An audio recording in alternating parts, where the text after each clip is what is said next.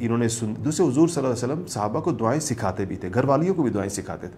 صحابہ کہتے ہیں نبی کریم صلی اللہ علیہ وسلم نے ہمیں دعائیں ایسے سکھائیں جیسے قرآن کی آیتیں سکھائی جاتی. قرآن کی آیت یاد کرائی جاتی تھی پرانے زمانے میں، وہ تو نہیں ہوتے تھے نا لکھے ہوئے مصحف تو سامنے نہیں ہوتے تھے سب کے، تو زبانی یاد کرانے کا نظام تھا. یعنی ایک آیت پڑھی پھر اسے سنی، پھر پڑھی، پھر سنی، پھر پڑھی، اس کو سینہ بسینہ یاد کرنا کہتے ہیں. میرے والد صاحب رحمۃ اللہ علیہ نے پورا قرآن اس طرح یاد کیا تھا. قرآن شریف سامنے نہیں تھا. ایک نابینا حافظ تھے، ان کے استاد تھے، میرے دادا کے شاگرد تھے، اور یہ دو ہی استاد شاگرد چارپائی پر بیٹھے ہوتے تھے. تو ایک آیت وہ پڑھتے تھے استاد، پھر والد صاحب پڑھتے تھے. ہمارے گاؤں زیارت کاکا صاحب میں، تو نوشہرہ کے پاس ہمارا قصبہ ہے، وہاں رہتے تھے اس زمانے میں ہم لوگ. ہمارے بڑے، میں تو ظاہر بات ہے میری پیدائش سے بہت پہلے کی باتیں.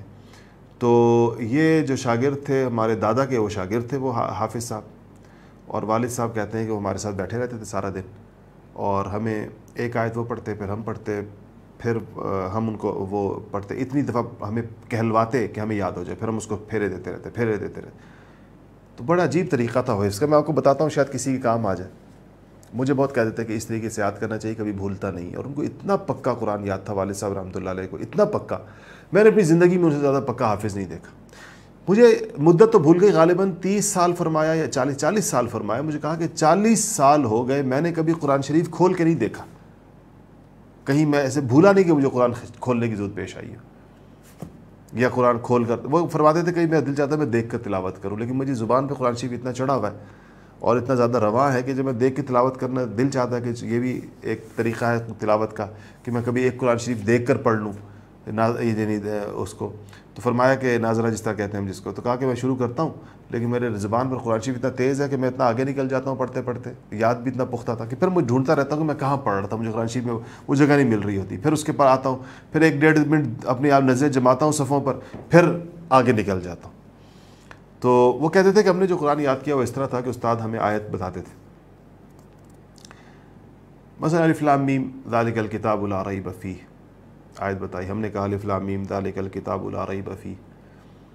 تو استاد نے کئی دفعہ کہلوائی، اتنی کہلوائی کہ ہماری زبان پر آیت جاری ہو گئی. آیت یا 2-3-4 آیتیں ملا کر سبق جس کو کہنا چاہیے، سبق دے دیا استاد نے اس طرح. وہ کئی آیتیں بھی ہو سکتی ہیں، شروع میں کم ہوتی ہیں بعد میں بڑھ جاتی ہیں. تو فرماتے تھے اس کے بعد وہ ہمیں کہتے تھے کہ اب تم ان آیتوں کو جب یاد تمہیں ہو گئی، کہلانے زبانی بات چل رہی ہے، تو اس کا مطلب ہے کہ جب یاد ہو گئی، استاد نے یاد کرا دی اپنے سامنے بٹھا کر، کہلوا دی، اب ہم 4-5 آیتیں خود سے پڑھ سکتے ہیں بغیر دیکھے ہوئے. دیکھنے کا تو ویسے سوال نہیں، مصحف ہے ہی نہیں درمیان میں، استاد ویسے ہی نابینا ہے. تو پھر اب استاد کہتے ہیں کہ تسبیح لو اور اس سبق کو جو تم نے چند آیتیں آج لی ہیں اس کو 100 پھیرے دو زبانی. تو کہتے ہیں ہم تسبیح لے کر اس سبق کو جتنی بھی آیتیں ہوتی تھی 100 پھیرے دیتے تھے. 100 پھیرے پورے ہو تو استاد کو آ کر سنا دیا. وہ تو سنا تو 100 پھیرے سے پہلے بھی رہے تھے، لیکن اب تو 100 پھیرے اس کو دلوائے تاکہ وہ نقش ہو جائے دل کے اوپر. پھر کہتے ہیں اگلا سبق بھی اسی طرح 100 پھیرے. پھر ان دونوں سبقوں کو چونکہ الگ الگ 100 پھیرے دیے ہیں تو ان دونوں کو کنیکٹ بھی کرنا ہوتا ہے آپس میں. تو کہا دونوں کو ملا کر ہم 50 پھیرے دیتے تھے. تو آپ سوچیں کہ 100 پھیرے اس کو پڑھ گئے، 100 اگلے سبق کو پڑھ گئے، دونوں کو ملا کر، دونوں سبقوں کو ملا کر 50 دیے، تو گویا ہر سبق کو 150 پھیرا پڑ گیا. اس کے بعد اگلا سبق کو 100 پھیرے دیے، تیسرے سبق کو، چوتھے سبق کو 100 پھیرے دیے، تیسرے اور چوتھے کو ملا کر 50 پھیرے دیے، اور پھر ان چاروں کو ملا کر 25 پھیرے دیے. یہ 4 کا سیٹ بن گیا. ایسے ہی 4 کا اگلا سیٹ بنا دیا، 100 پھر یعنی 4 ہی ہو گئے. 5ویں چھٹے کو 100 ملا کر 50، 7ویں 8ویں کو 100 ملا کر 50، پھر 5ویں چھٹے 7ویں 8ویں کو ملا کر 25، پھر پہلے سے لے کر 8ویں تک ان سب کو ملا کر 13 پھیرے. یعنی ہر دفعہ پھیرے آدھے کر دیتے. تو تقریباً آپ سوچیں 100 50 25 کتنے ہوئے، 175. 175 میں 13 ملا دیں تو 78 اور 88، تقریباً 188 190 پھیرا ایک سبق کو پڑھ جاتا تھا اس طریقے کے ساتھ. یہ قرآن شریف پھر نہیں بھولتا انسان کو. یہ ساری عمر ایسے جیسے آپ کے دل کے اوپر تحریر ہے، جب مرضی پڑھیں. الف لام میم سے لے کے والناس تک. والد صاحب رحمۃ اللہ علیہ نے 1 رات کا ختم بھی کیا ہوا تھا جب سردیوں کی لمبی راتیں ہوتی، 3 رات کا ختم بھی کیا تھا. اب 4-5 راتوں کا ختم تو ان کے لیے رمضان کے اندر ایسا تھا جیسے معمول. اللہ پاک نے بہت پڑھنے کی توفیق دی تھی. سارا دن ہم دیکھتے تھے کہ حالانکہ بہت اونچے درجے کی کتابیں پڑھاتے تھے اور مختلف مضامین میں PhD کراتے تھے. ان کے پاس تفسیر میں، فقہ میں، حدیث میں، عقیدے میں، اتنے بڑے بڑے مضامین میں لوگ، انٹرنیشنل اسلامک یونیورسٹی اسلام آباد میں ان کے پاس PhD کرتے تھے اسٹوڈنٹس. اور لیکن اس کے ساتھ تلاوت. اپنی گاڑی خود ڈرائیو کر کے جاتے تھے یونیورسٹی اور 30-35 منٹ ان کو لگتے تھے یونیورسٹی جانے میں.